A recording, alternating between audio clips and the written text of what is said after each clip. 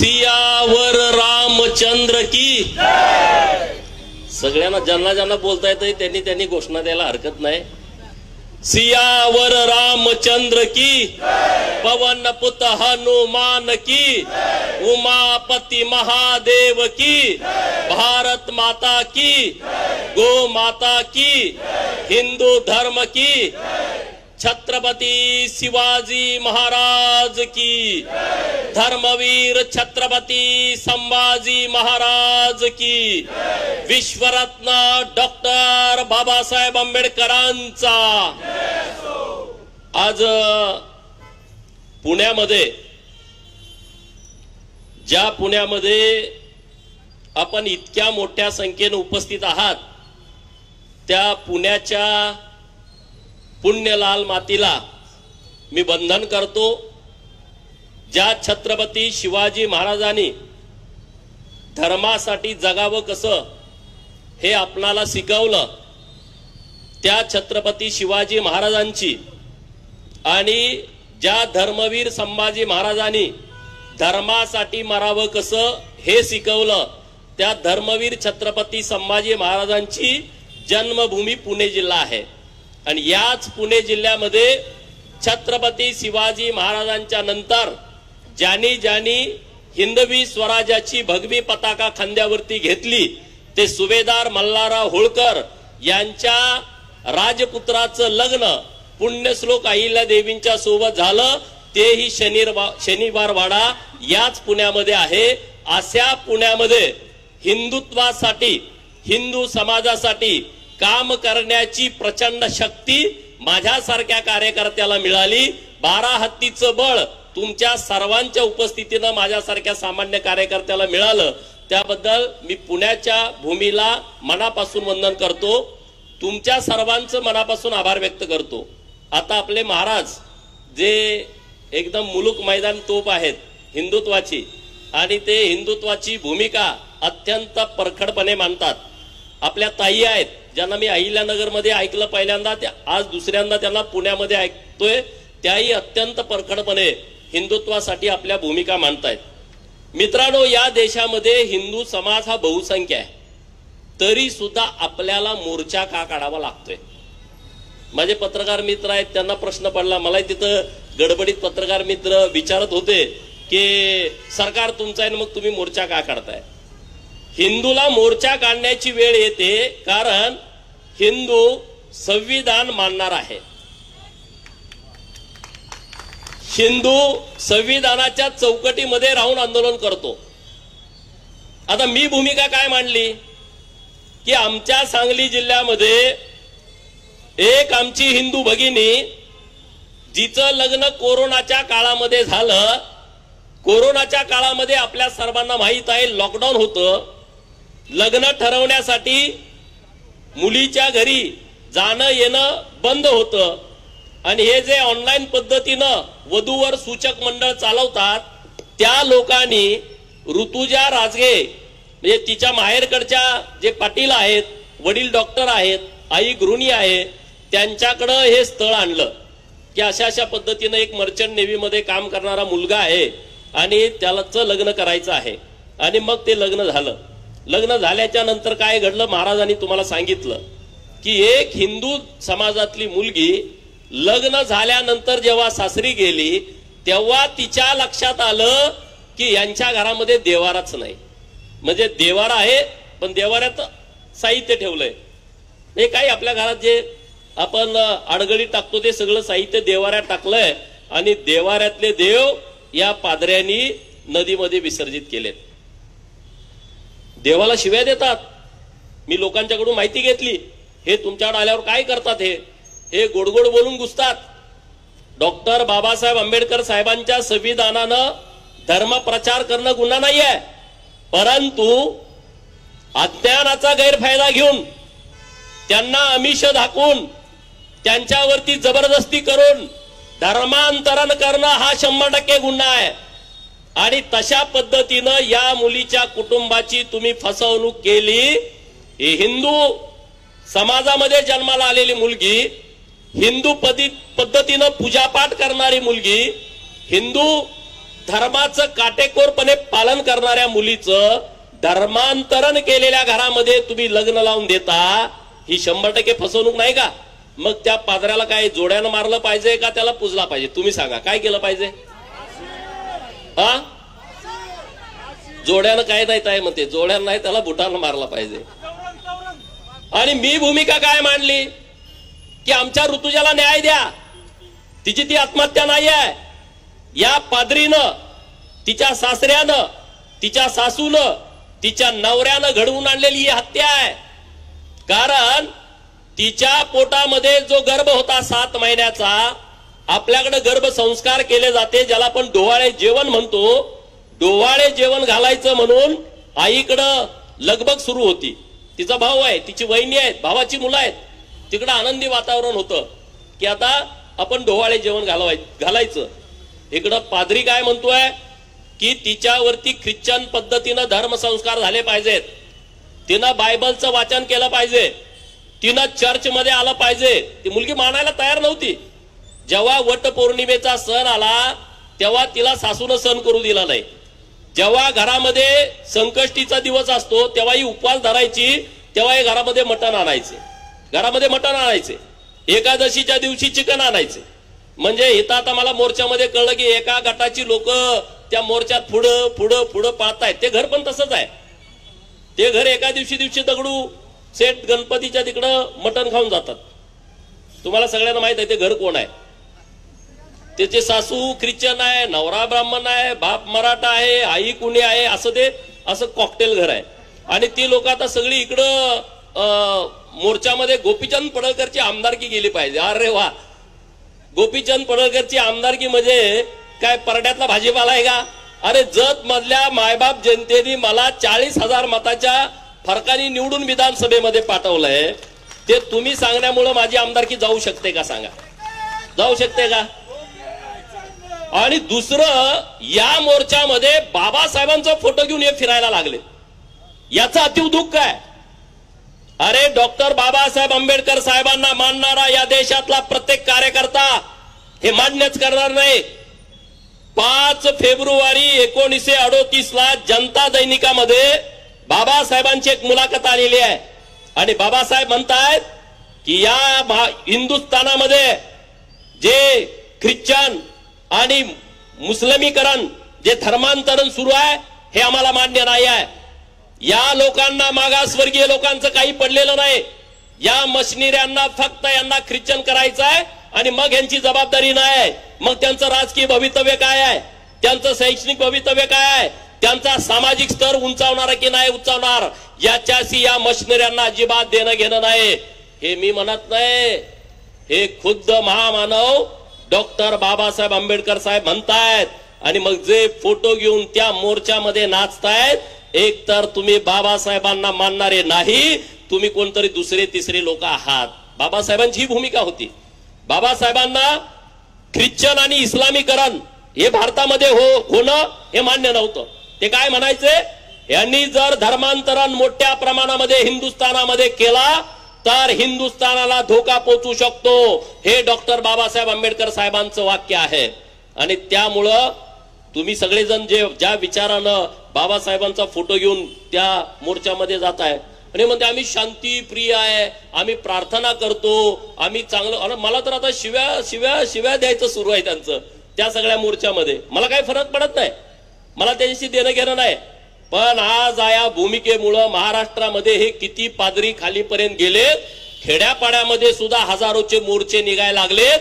या महाराष्ट्रासाठी आणि भारतासाठी अत्यंत विचार करण्याची ही बाब आहे, विचार करण्याची बाब आहे. इतके सगळे बाहेर पडायला लागलेत. आणि मागणी त्यांची, गोपीचंद पडळकरची आमदारकी रद्द करा. अरे म्हणून मी म्हणलो, अरे तुम्ही मुक्याला बोलायला लावताय, तुम्ही आंधळ्याला दिसायला लावताय, तुम्ही पांगळ्याला चालायला लावताय, तुम्ही बहिऱ्याला ऐकायला लावताय, तुम्ही ज्याच्यानं किडनी नाही त्याला किडनी आमचा येशू देतो म्हणताय. आणि मग हे सगळं घडतंय तर माझी आमदारकी रद्द करण्यासाठी तुम्ही रस्त्यावरती कशाला बोंबलताय असं मी म्हणलो. बरोबर आहे की नाही?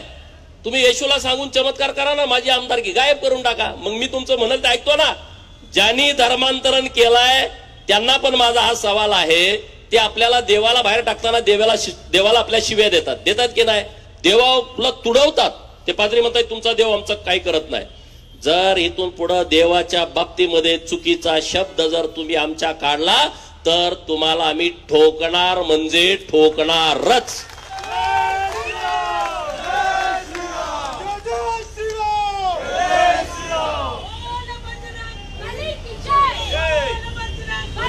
ठोकणार की नाही? अरे आमच्या देवाला शिव्या देत आहे आणि तुमच्याला जर आम्ही काही शिव्याशाप दिला नाही, आम्ही मुद्द्यावरती आलो. तुम्ही चमत्कार करताय. मी व्हिडिओ बघितले काय काय ते महिलेला सांगायला होतोय तुम्हाला किडन्या नव्हत्या दोन्ही पण तुमच्या किडन्या आल्या. ती पादरी म्हणतोय. पादरी हा शब्दच महाराष्ट्राला आता पहिल्यांदा कळाय. लोकांना वाटलं मी असंच भाषणात पादरी म्हणलोय, त्यांना ही पादरी काय आहे, ही काय भानगड आहे, लोक सर्च करायला लागली महाराज. त्यांना आपण तू पादरा असं त्यांना वाटलं, असं म्हणलोय का काय. पण हा पादरी नवीन लोकांना आता गावखेड्यातल्या लोकांना पण कळाला. मला गावावरची लोक म्हणतात अरे पादरी काय नवीनच भानगड आहे. अरे हे म्हटलं भानगड अत्यंत डेंजर आहे. कारण 1943ला या देशामध्ये दुष्काळ पडला होता. हे आले कुणाच्या सोबत? हे इंग्रजांच्या सोबत आले. हे जे मशिनरीवाले आहेत ते इंग्रजांच्या सोबत आले. इंग्रज हे आपल्या भारताला सोने की चिडिया आणि ती लुटायची या हेतून आले होते. हे जेव्हा भारतात आले 1943ला या भारतामध्ये सर्वात मोठा दुष्काळ पडला होता आणि तेव्हा 15 लाख हिंदूंना तडफडून मारण्याचं काम या इंग्रजांनी केलं. तेव्हा ब्रिटनचा पंतप्रधान चर्चिल होता, हा ख्रिश्चन होता, हा मशिनरी होता.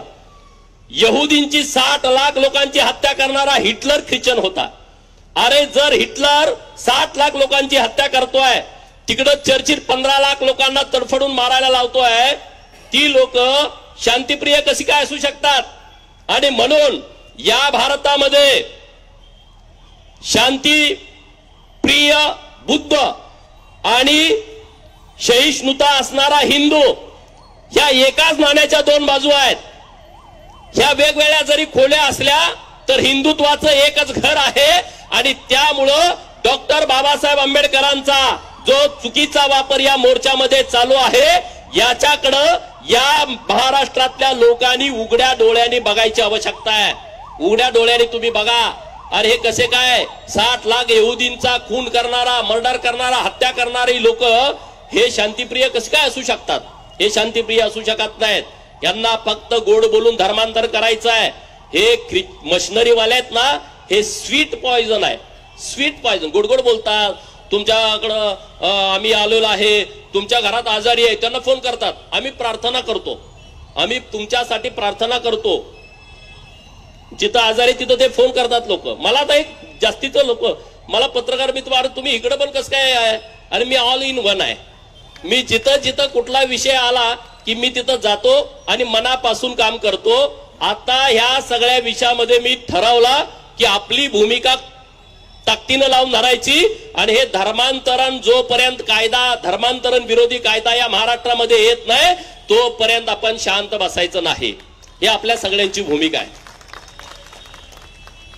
अरे आम्ही काय म्हटलो सांगलीच्या सभेमध्ये की तुम्ही धर्मांतरण केलंय तर तुम्ही सांगा ना की आता आम्हाला धर्मांतरण झालोय, जातीच्या दाखल्यावरनं खोडा ना तुम्ही.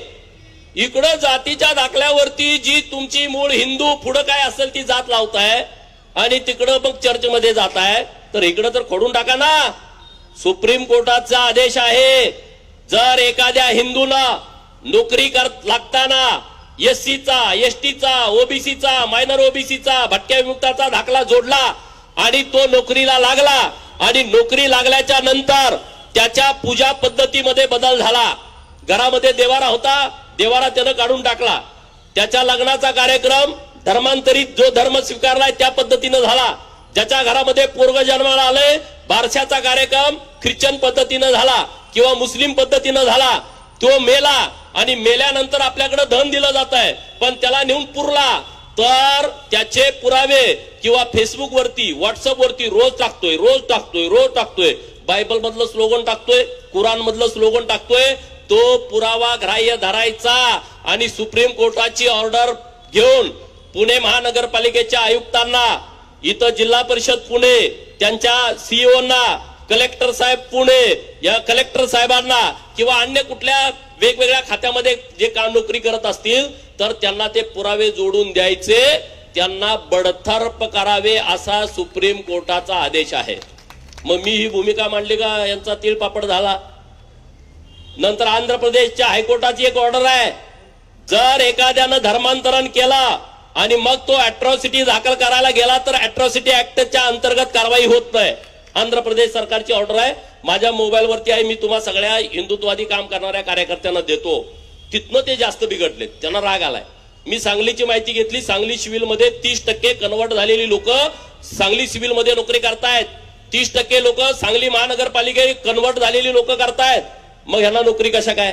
मग तुम्ही येशूला फसवताय का नाही सांगा?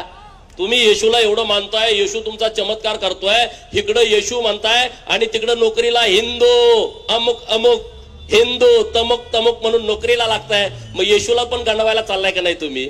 तर तुम्ही पहिलं नोकरी सोडून द्या, येशू चमत्कार करेल आणि तुम्हाला परत नोकरीवरती आणेल. माझं असं म्हणणं आहे ना, बरोबर की नाही? येशू चमत्कार काही करतोय तर नोकरीवरती काढल्यानंतर डायरेक्ट येशू तुम्हाला शिपाईचा नोकरीवरनं काढून टाकला, डायरेक्ट तुम्हाला तहसीलदार करून टाकेल.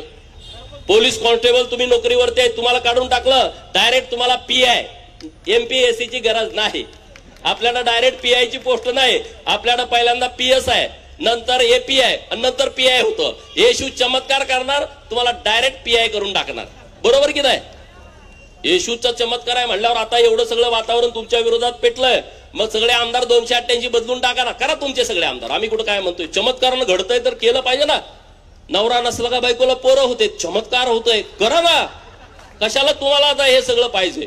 आता ते एवढे रागात आहेत, एवढे रागात आहेत की गोपीचंद पडळकरचं असं करू. गोपीचंद पडळकरचं तुम्ही काही सुद्धा करू शकत नाही. मी एकदा भूमिका घेतली ना, ती भूमिका एकट्यानं मी कामाला लावली नाही सांगा. 10 मिनिटात, एकटं 10 मिनिटामध्ये अख्खे रस्त्यावरती आले. मला जालन्यात फोन आला, अरे एवढी कुठं आलेत?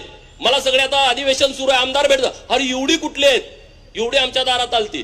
ती गोपीचंद पडळकर असं असं बोललाय. आज मला एक मंत्री महोदय बोलले, माझ्या मतदारसंघातले आलेत माझ्याकडं, सगळ्याकडं, सगळा कालवा विधान भवनात हात सुरू आहे. अरे झाले कुठनं? सगळ्या आमदारांना प्रश्न आहे. एवढी त्यांना वाटलं थोडी थोडी असतील, थोडी थोडी असतील, ह्यांचा हातनं पोखरून काढायला लागले. ते गुपचूप गुपचूप गुपचूप सगळा कार्यक्रम सुरू आहे. तर हा अत्यंत गंभीर विषय आहे, अत्यंत सिरियस घ्या. त्यांची दाढी दिसली का आपल्याला कळतंय, यांचं काहीच कळत नाही. शेजारी बसतोय आणि म्हणतोय मग तुम्ही कन्वर्ट व्हा. ही कन्वर्ट झाल्यानंतर आता गल्ली, अरे ह्यो पण गेलाय, ह्यो पण गेलाय, ह्यो पण गेलाय, अशी आता परिस्थिती सुरू आहे. आता पुण्यामध्ये मोहीम राबवा तुम्ही. जेवढे धर्मांतरित झालेत आणि पहिल्यांदा नोकरीला लागलेत त्यांची यादी काढा. एवढं काम कराल की नाही? करा. बघा हे कसे ते शेजारची जाणून माहिती देते. आमच्याकडे माहिती कुणी दिली? त्याचा सक्का चुलत भाऊ माहिती आणून देतोय, ह्यो कन्वर्ट झालाय, ह्याला पहिला नोकरीवरनं घालवा. त्याची सख्खी बहीण, ह्यानं मला साडी घेतलेली नाही वर्षभरात, ह्यो घरात अशी अशी पूजा करतोय, हा त्याचा फोटो आहे, ह्याला नोकरीवरनं पहिला काढ. दुसरं तुम्ही काय ताकद लावायची गरज नाही. तुम्ही फक्त मेसेज द्या, जेवढे धर्मांतरित झालेले आहेत त्यांना सुप्रीम कोर्टाच्या आदेशानं नोकरीतनं बडतर्फ करायचं आहे. त्यांचे हितशत्रू अनेक आहेत, ते तुमच्याकडे आणून देतील. इकडं नोकरी करतोय, तिकडं पादरी, इकडं नोकरीला आहे आणि तिकडं पादरी. म्हणजे धर्मांतरण करायचं, येशू असा आहे, येशू तसा आहे. आम्ही त्यांना नावं ठेवत नाही, आमचा तो स्वभाव नाही. हिंदूंनी कधी लढाई केली का? हिंदूंनी कधी तलवार हातात घेतली का? अरे छत्रपती शिवाजी महाराजांच्या पासून ही धर्माची लढाई आहे. या महाराष्ट्रातील लोक म्हणतात की छत्रपती शिवाजी महाराजांची लढाई धर्माची नव्हती, ती सर्व धर्म समभावाची होती. मी 28 आणि 29 तारखेला रायगडवरती गेलो होतो. रायगडवरती जे छत्रपती शिवाजी महाराजांचे धनगर मावळे आहेत त्यांना नोटीस दिलंय तुम्हाला जावा म्हणून. मी त्यांना भेटायला गेलतो आणि छत्रपती शिवाजी महाराजांच्या समाधीचं दर्शन घ्यायला गेलतो. आणि तिथं गेल्याच्या नंतर मी मुक्कामी होतो. दुसऱ्या दिवशी वर ती गेलो, मी जगदीश्वराच्या मंदिरामध्ये दर्शन घ्यायला गेलो. आपण गेल्याच्या नंतर ते जे मंदिर आहे मशिदी सारखं दिसतंय. तुम्ही आता जाऊन बघू शकता, युट्यूबला सर्च करू शकता. सेम मशीद, वर त्याच्या मिनार आहेत चारी कोपऱ्यामध्ये. छत्रपती शिवाजी महाराजांना माहित होतं हे जेव्हा कधी येतील आपल्या पश्चात चुकून आले तर हे पहिले आपल्या मंदिरावरती घाला घालतील, अटॅक करतील. आणि म्हणून त्यांनी रचना केली होती, त्या मंदिराला मशिदीचं पूर्ण डिझाईन केलेलं आहे. आता पण तुम्हाला दिसतंय. ठीक आहे, जेव्हा हे मोगल आले औरंग्याची पिलावळ आली रायगडावरती. इंग्रजांनी 1818ला रायगडावरती किल्ला आहे असाच होता. 1808 तोफा तो बाजूचा जो डोंगर आहे त्या डोंगरावरनं रायगडावरती डागल्या आणि तो नेस्तनाबूत केला. जेव्हा हे औरंग्याच्या पिलावळी रायगडावरती आल्या तेव्हा हे सगळं पाडत पाडत पाडत मंदिराकडे गेले आणि त्यांना लक्षात आलं की मस्जिद आहे. लांबनं दिसली ते खुश झाले, मस्जिद आहे आपण काय पाडायचं नाही. जवळ गेल्याच्या नंतर त्यांच्या लक्षात आलं की जगदेश्वराची पिंड आतमध्ये आहे. मग आता काय करायचं? ते मशिदीची वर मिनार आहे, पाडता येत नाही, धर्माच्या विरोधात जाते. म्हणजे शिवाजी महाराज किती प्रगल्भ बुद्धीचे होते बघा. आणि मग तिथं म्हणले आता याचा दरवाजा पाडायचा आणि मग आत जाऊन ते मंदिराची तोडफोड करायची. दरवाजात आत जाता येत नाही, दरवाजा उंचीला कमी आहे, वाकून जावं लागेल. वाकून गेलं तरी परत अडचण होते त्यांना. म्हणजे आमच्या देवाच्या पुढे तुम्ही वाकला, त्याला वाकता पण येईना. दरवाजा पाडायचं म्हणले. दरवाजावरती सुद्धा छत्रपती शिवाजी महाराजांनी 2 मिनार उभा केलेत, दरवाजा पण तोडता येईना. त्यामुळं ते मंदिर वाचलं. पण या मंदिराच्या समोर जो आपला नंदी महाराज आहे त्या महाराजाची तोडफोड त्यांनी केलेली आहे. नंदी महाराजांची आज जरी मी तुमच्याशी बोलत असताना उद्या सकाळी तुम्ही रायगडावरती गेला तर नंदीचं नाक कापलंय आणि नंदीचे दोन्ही कान कापलेले आहेत. म्हणजे याचा अर्थ छत्रपती शिवाजी महाराजांची लढाई ही धर्मासाठीच होती. हे 2-5 हजार घेऊन बोलणारे इतिहासकार तज्ञ आहेत, ते सगळे बाटके लोक आहेत. त्यांना मताचं राजकारण करायचं आहे, त्यांना पुढाऱ्यांच्यासाठी राजकारण करायचं आहे. आणि म्हणून आज मी तुमच्या समोर बोलत असताना दुसरी एक लढाई आपण हातामध्ये घेतली पाहिजे. लग्न ठरवायला आल्याच्या नंतर तुम्ही त्याचा जो बायोडाटा बघताय, तो शिकलाय किती, दिसतोय कसा, पगार किती आहे, फ्लॅट कुठं आहे, त्याचा कितव्या मजल्यावर आहे, वरच्या मजल्यावर पुन्हा दिसतोय का, हे तुम्ही सगळं बघा. त्याबद्दल दुमत नाही. पण त्याच्या घरामध्ये देवारा आहे का हे पहिलं त्याला विचारा. त्या देवाऱ्यामध्ये ज्योतिबा आहे का, म्हसोबा आहे का, बिरोबा आहे का, मस्कोब आहे का, हे तुम्ही तिथं जाऊन बघा. तरच त्या घरामध्ये पोरगी द्या, नाही त्या घरातली पोरगी करा, नाहीतर त्याला पहिला हाकलून द्या. हे पहिल्यांदा बघावं लागेल. बघाल ना?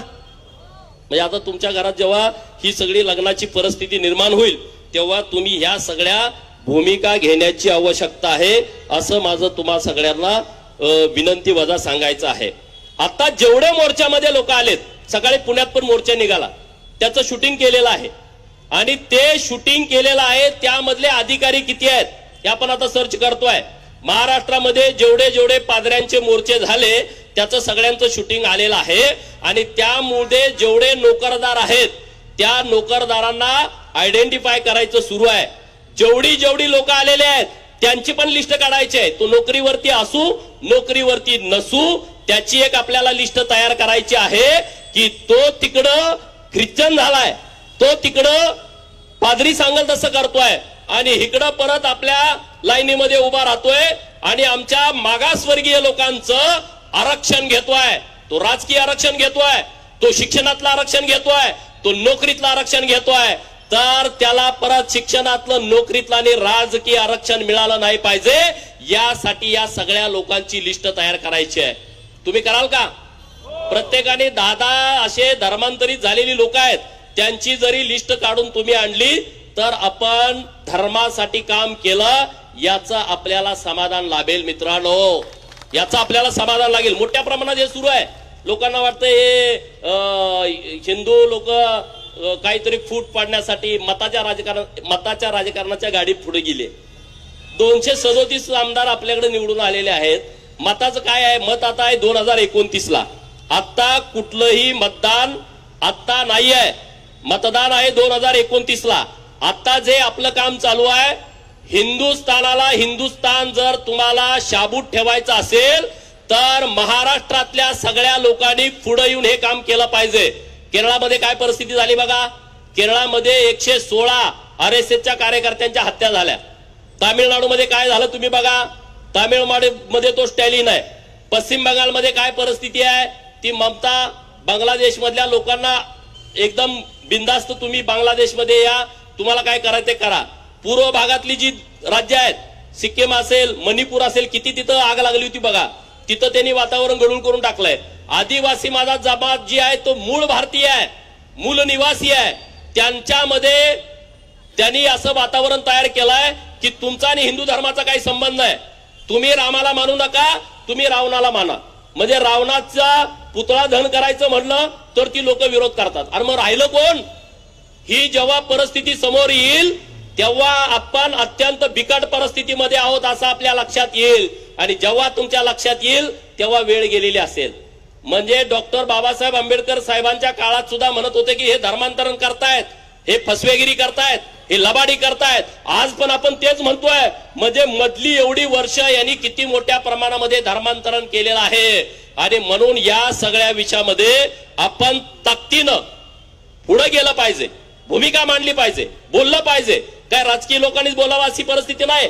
तुम्ही आम्ही सुद्धा या विषयावरती बोलू शकतो ना. तुम्ही आम्ही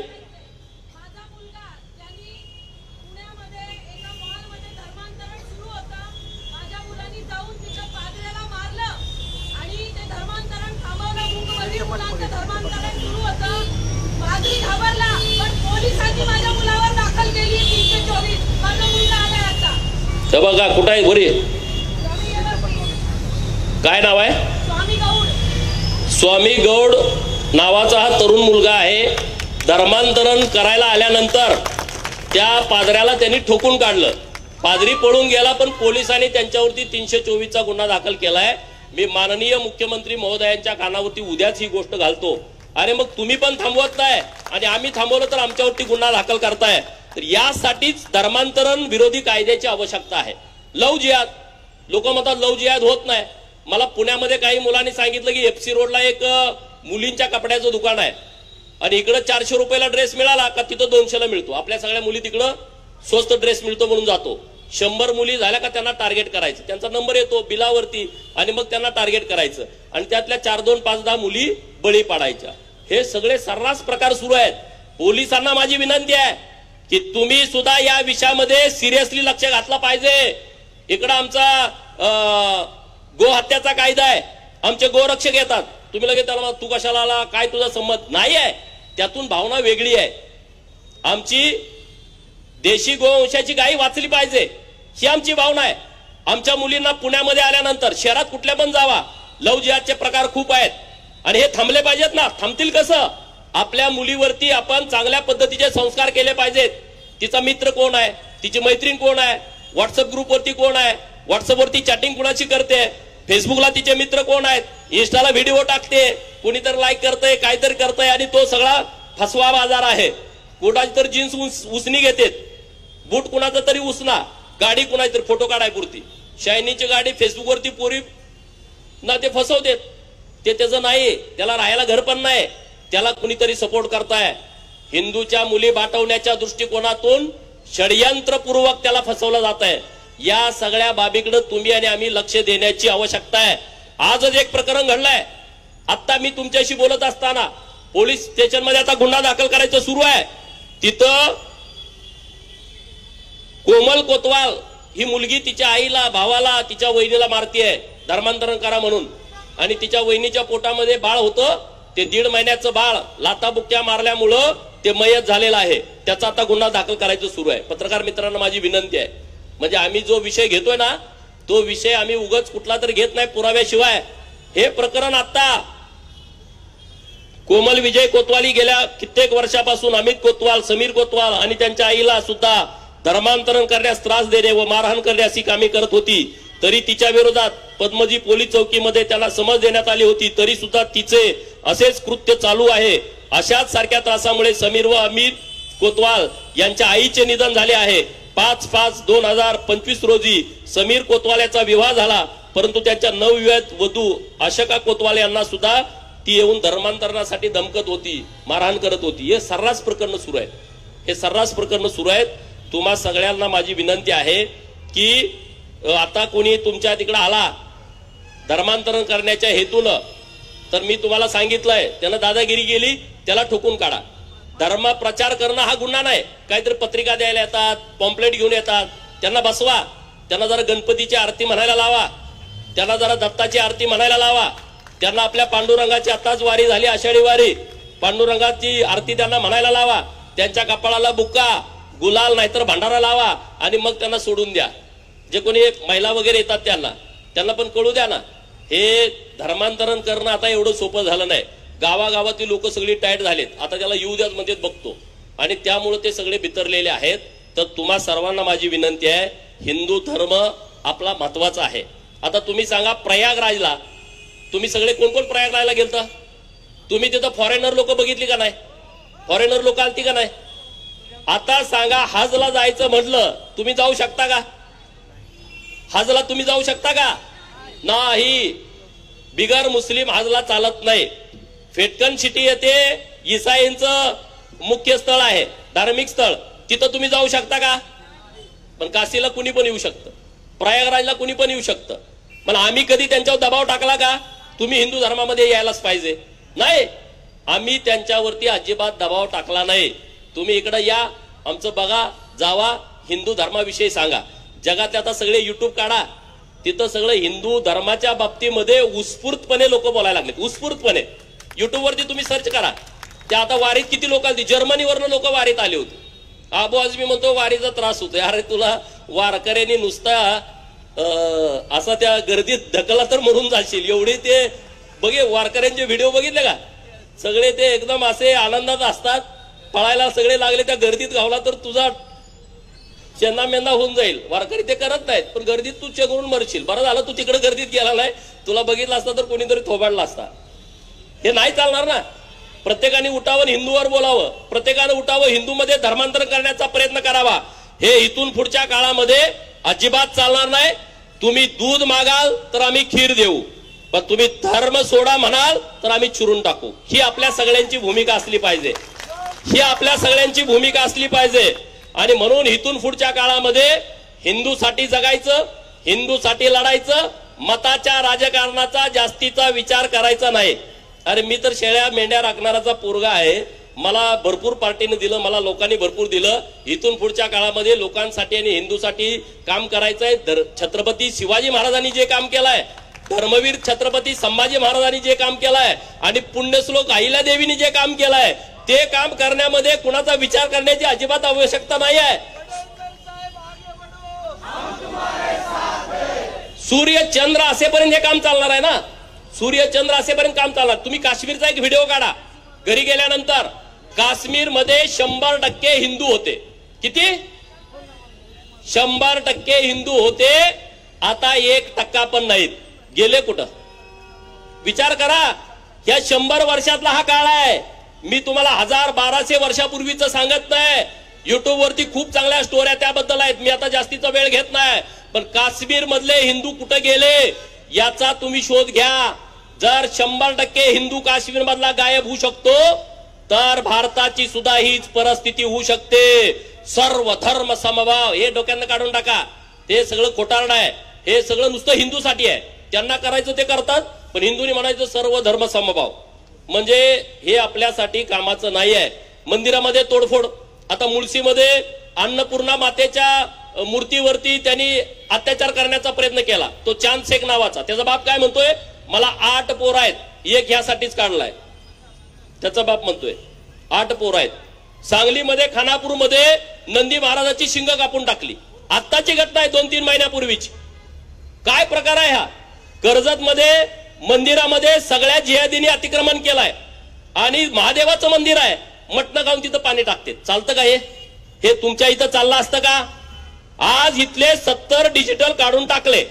मला इथं युवराज नांद्रे PI साहेब कोण आहेत, त्यांनी सगळे 70 डिजिटल काढून टाकले. अभिनंदन आहे तुमचं, कौतुक आहे. पण जेवढे इथं मशिदी सरकारच्या जागेमध्ये आहेत, जेवढे चर्च पुण्यामध्ये अतिक्रमित जागेत आहेत, तुमच्यात दम आहे, उद्यापासून JCB लावून पाडून टाका. मी तुमचा परत इथं सत्कार घेतो, इथं सत्कार घेतो ना तुमचा आम्ही. जेवढी अतिक्रमणं महानगरपालिकेच्या जमिनीमध्ये झालेत, नगर विकास खात्याच्या, महसूल खात्याच्या जमिनीमध्ये, ग्राम विकासच्या खात्याच्या जमिनीमध्ये, कृषी विभाग, वन विभाग या जमिनीमध्ये, गायरान, गावठाण, इथं जेवढी अतिक्रमणं या जिहादींनी केलेली आहेत ती सगळी काढली पाहिजेत. एक पण ठेवू नका तुम्ही. ते काय त्यांच्या बापाची प्रॉपर्टी नाही आहे, ही महाराष्ट्र शासनाची प्रॉपर्टी आहे, आणि ती महाराष्ट्र सरकारच्या ताब्यात असली पाहिजे. सर्व इथल्या प्रमुख अधिकाऱ्यांना माझं आव्हान आहे, तुम्ही लिस्ट काढा आणि तुम्ही ते सगळं अतिक्रमण काढून टाका. तुमचा आम्ही परत 10,000 लोक इथं गोळा करून आम्ही तुमचा सत्कार करू. आम्ही तुम्हाला वाईट बोलणार नाही. का रे बाबांनो, काय डिजिटल? इथं ऋतुजाला न्याय मिळावा ही डिजिटल आहे. डिजिटल वरती आम्ही चुकीचं काय लिहिलंय का? नाही. कुणाच्या भावना दुखावण्याचा काय प्रयत्न आमचा आहे का? नाही. तुमच्या नुसत्या भावना आम्ही नुसतं डिजिटल लावलं का दुखावते? अरे आमच्या पुरीची तुम्ही हत्या केली, मग आमच्या भावनेचं काय? याचा विचार कोण करणार? याचा विचार तुम्ही सर्वांनी केला पाहिजे. लव्ह जिहादच्या बाबतीतल्या मुली जेव्हा पोलीस स्टेशनला येतात, तुम्ही म्हणता 18 वर्ष पूर्ण झालाय, मुलगी तिचा निर्णय घेऊ शकते, तिच्या आईला भेटू देत नाही, तिच्या बापाला भेटू देत नाही, तिच्या भावाला भेटू देत नाही. ते म्हणले मुलगी स्वतंत्र आहे, 18 वर्ष पूर्ण झाली, तिचा ते निर्णय घेत. अरे तिला आम्ही सांभाळली. पोटच्या गोळा आम्ही सांभाळाय ना. आणि तिला तुम्ही 18 वर्ष आज झाली का तुम्ही रात्री पळवून घेऊन जाताय आणि परत त्या आईला भेटू देत नाही. मला सर्व महाराष्ट्रातल्या PI साहेबांना हात जोडून विनंती करायची आहे, तिथल्या DYSP ना विनंती करायची आहे, तिथल्या SP ना विनंती करायची आहे, तिच्या आई वडिलांना 1 तास 2 तास 3 तास दिवसभर बोलू द्या ना. काय अडचण आहे? ते बोलतील तिच्याशी. हे एवढं तिच्या मनामध्ये भरवते, ती म्हणते आई माझी नाही, बाप माझा नाही, तिच्याशी बोलायचं नाही. पोरींना पण माझी हात जोडून विनंती आहे, मी जी प्रकरणं आता बघतोय ना, खरं तर डोळ्यात पाणी आणणारी ही प्रकरणं आहेत. आणि असं करू नका की ज्या तुमच्या वागण्यानं बापाला गावात जगणं मुश्किल होईल, ज्या तुमच्या वागण्यानं आईला तिचं तोंड सुद्धा गावात पाहुण्यात दाखवता येणार नाही, कुणाच्या लग्नात जाता येणार नाही, कुणाच्या कुठल्या कार्यक्रमात जाता येणार नाही. असं पाप आपल्या मुलींनी करू नये अशी माझी त्यांना हात जोडून सर्वांना विनंती आहे. धनगर वस्तीवरती जातायत हे आणि ते म्हणतात येशू मेंढपाळ पुत्र आहे. बरोबर आहे, येशू मेंढपाळ पुत्र आहे, तर सगळ्या ख्रिश्चनांनी हिंदू धनगर व्हावं असं मी आव्हान त्या सगळ्या लोकांना करतो ना. मूळ आहे ना, मी येशू मेंढपाळाचा पोरगा आहे, मी पण मेंढपाळाचा पोरगा आहे. मी तुम्हाला सगळ्या पादऱ्यांना सांगतो, तुम्ही सगळे हिंदू धनगर व्हा, कपाळाला भंडारा लावा आणि येळकोट जय मल्हार म्हणा. मी तुमचं संरक्षण करतो. कशाला मोर्चा काढायला लागताय? कशाला या भानगडीमध्ये पडताय? तिकडं महेश दादाला कोणतरी धमकी देतय फेसबुकवर, तिकडं संग्राम दादाला कोणतरी धमकी देतय फेसबुकवर.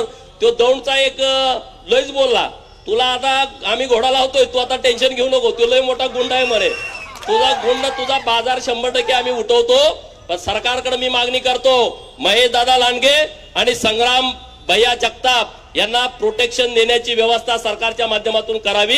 हे हिंदू धर्मासाठी लढतायत आणि भूमिका मांडतायत, चांगल्या पद्धतीने बोलतायत. हिंदू में जन्म लेके आए हैं, हिंदू ही कहलाएंगे. हिंदू में जन्म लेके आए हैं, हिंदू ही कहलाएंगे. जब तक सीने में जान है, जिहादियों को दफनाएंगे. जब तक. तर एवढंच या निमित्तानं बोलतो. पुणेकर इतक्या मोठ्या संख्येनं तुम्ही सगळेजण आला त्याबद्दल मनापासून तुमचा आभार व्यक्त करतो. जय हिंद, जय महाराष्ट्र.